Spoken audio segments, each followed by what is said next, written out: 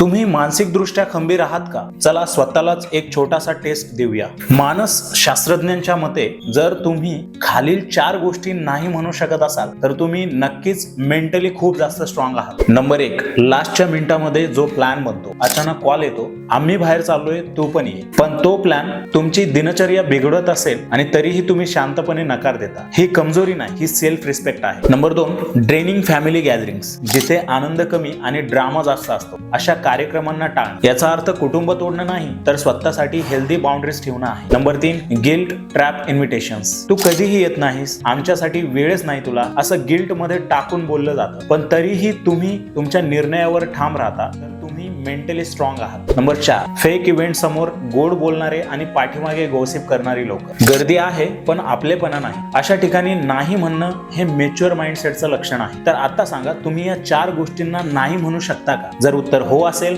तर तुम्ही मानसिकदृष्ट्या खूप जास्त खंबीर आहात आणि स्ट्रॉंग आहात. व्हिडिओ आवडल्यास लाईक करा, शेअर करा आणि तुमच्या डेली हेल्थ हॅकसाठी आणि सेल्फ इम्प्रूव्हमेंटसाठी माझ्या ह्या दीपक फिटनेस कोच अकाउंटला फॉलो करा आणि माझ्या YouTube चॅनलला सबस्क्राईब करा.